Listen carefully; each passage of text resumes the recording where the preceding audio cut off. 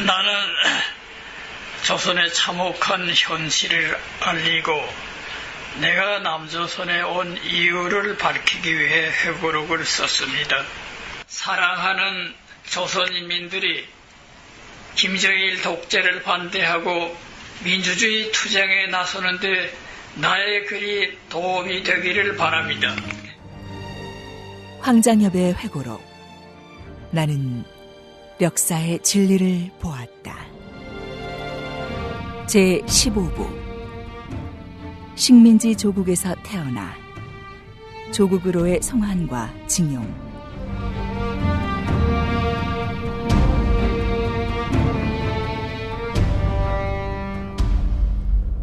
(1944년 1월 말) 하루는 형사가 하숙방으로 찾아왔다.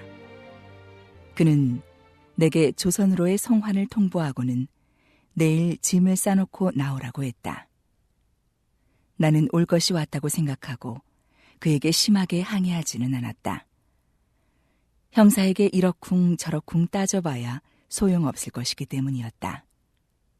나는 짐을 싸면서 일본이 최후의 발악을 하고 있다고 생각했다. 경찰서에는 100여 명의 조선인이 모여 있었다.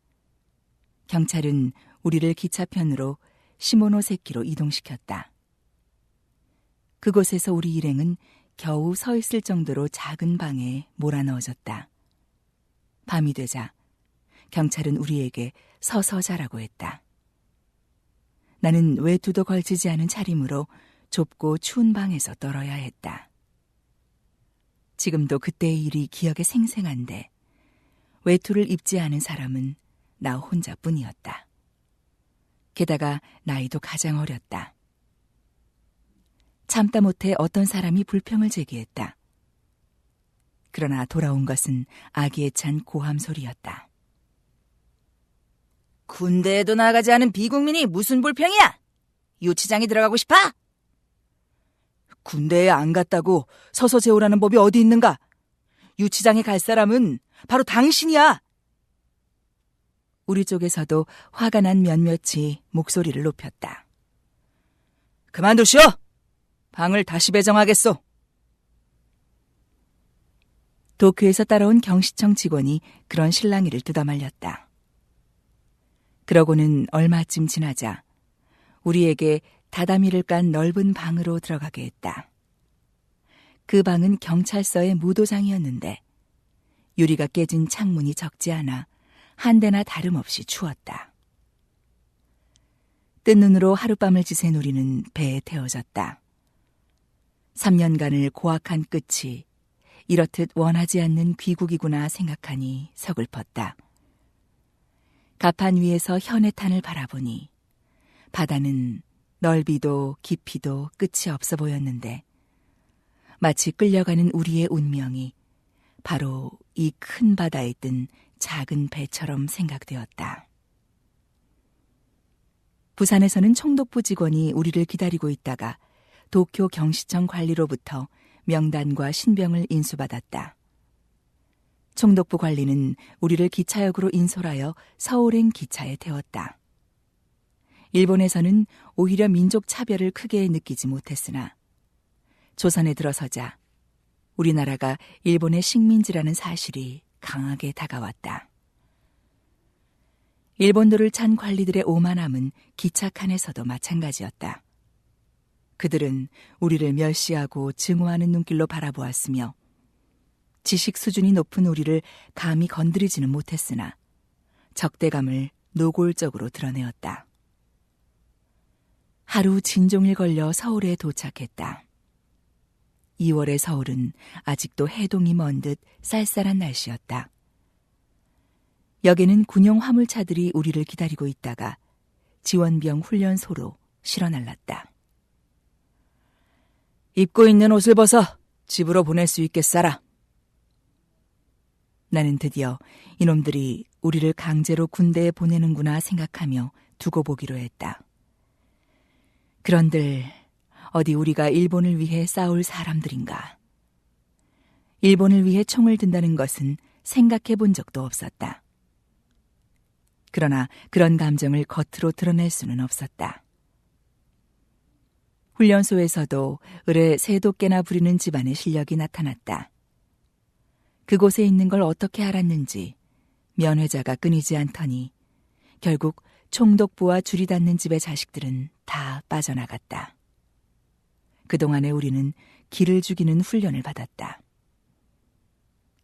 10여일 후 우리는 징용병으로 배치되어 2그룹으로 갈라졌는데 30여 명은 함경남도 천내리에 있는 시멘트 공장으로 가고 나는 나머지 25명과 함께 강원도 삼척의 시멘트 공장으로 배치되었다. 다행스러운 것이 있다면 고향집을 잠시 들렸다 갈 수 있다는 것이었다. 고향집으로 달려간 나는 부모님의 모습을 보고 가슴이 아팠다. 집안 살림은 어려운 정도가 아니라 정말로 비참했다. 늙은 부모님은 새끼 식량을 걱정하면서 기신기신 목숨을 부지하다가 나를 보자 반가움에 목이 잠겼다. 어머니는 내가 징용을 나가게 되어 식량 배급을 받게 된 것을 다행으로 여겼고 아버지는 형이 죽었을 때를 얘기하면서 내가 일본애가 일본 놈으로 바뀌지나 않을까 걱정했었는데 그렇지 않은 것을 다행으로 여겼다. 삼척으로 가기 위해 승오리에서 기차를 탔다. 벌써 안주 쪽을 비롯한 여러 곳에서 오는 징용공들이 자리를 잡고 있었다. 어머니가 자식을 위해 싸준 것은 땅에 묻어둔 무뿐이었다. 하지만 그 무는 나 혼자만이 아니라 여러 사람의 허기를 채워주었다. 나는 삼척에서 1945년 8월 15일 조국이 해방될 때까지 1년 6개월 동안 징용공으로 노동했다. 처음에는 나를 포함해 26명의 징용공이 있었다. 그러나 하나 둘씩 떠나더니 결국 광복을 나와 맞은 사람은 8명 뿐이었다. 징용 생활 1년 6개월은 어떤 면에서는 내게 적지 않은 도움이 되었다. 나는 혼자 고학을 하면서 다른 사람들과는 거의 접촉이 없었던 만큼 사교를 몰랐으며 내 의사를 표현하는데도 어색한 편이었다. 그러나 징용 생활에서 평안도, 함경도, 전라도, 경상도 등 도처에서 모인 사람들이 한 합숙소에서 집단 생활을 했기 때문에 자연히 그들과 어울려 많은 것을 배울 수 있었다. 삼척에 있는 동안 나는 사투리를 고치려고 많은 신경을 썼다. 내가 평안도 사투리를 너무 심하게 써서 동무들이 놀려댔기 때문이다.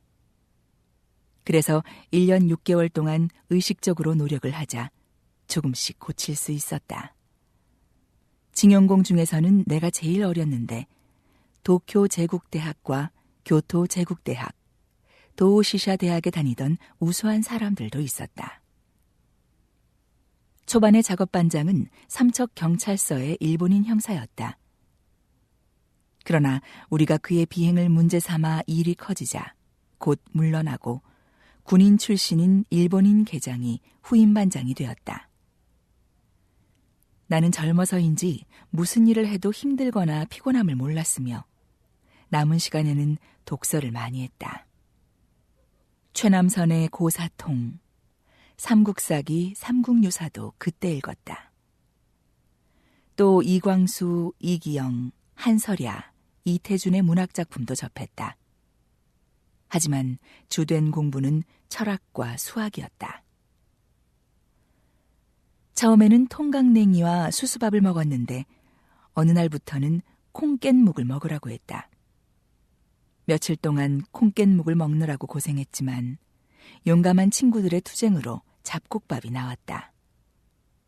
지금도 잊을 수 없는 것이 바로 삶은 통강냉이 맛이다. 또 징용공 중에 장기를 잘 두는 사람이 있어 그에게 장기를 배웠다. 장기를 가르쳐준 사람과 내기 장기를 두다가 져서 밤늦게 10리나 되는 삼척 읍내까지 나가 엿장수를 깨워 외상으로 엿을 사다 준 적도 있었다.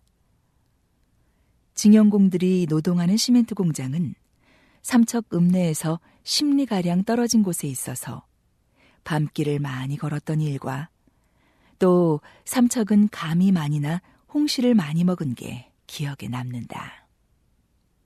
은밀히 도는 소문을 들으니 일제가 망하는 것은 시간 문제였다. 우리의 일거리는 돌을 부수거나 나르는 일이었다. 징용공 중에 선반 기술공이 한 명 있었는데 그동안은 기술이 있다는 걸 얘기하지 않았었다. 그러나 장차 사태가 어떻게 전개될지 몰라 우리는 그의 기술을 과장하여 반장에게 말하고는 그와 다른 한 명을 선반공으로 일하게 했다. 그것은 그들을 시켜 유사시에 무기로 쓸 단도를 준비하기 위함이었다. 징용공 중에는 그때 벌써 좌익 사상을 가진 자도 있었지만 나는 공산주의 사상에 마음이 끌리지 않았다. 그렇다고 공산주의 사상을 반박할 만한 지식도 갖고 있지 못했다. 나는 그저 막연하게 왜 우리나라를 부강하게 발전시켜 나가는데 남의 사상이 필요한가? 아직 파악되지 않은 공산주의 사상을 받아들인다고 해서 우리 민족이 갑자기 잘 살게 되겠는가 하는 생각을 가졌을 뿐이었다. 혼자 바닷가에 나가 동해를 바라보노라면 고향의 부모님이 보고 싶고 누이가 풋강냉이를 구워주던 생각이 떠올라 가슴이 뜨거워지면서 그런 행복을 다시 누릴 수 있을까 하고 그 시절이 못 견디게 그리워졌다. 그렇게 해방의 날은 다가오고 있었다. 1945년 8월 15일 일본 천황이 라디오 방송을 한다고 해서 징용공들은 모두 손을 놓고 라디오 앞에 모였으나 잡음이 많아 무슨 소린지 전혀 알아들을 수가 없었다. 8월 16일 삼척 읍내로 들어갔더니 흰옷을 입은 조선 사람들이 해방의 기쁨을 나누느라고 인산인해를 이루고 있었다.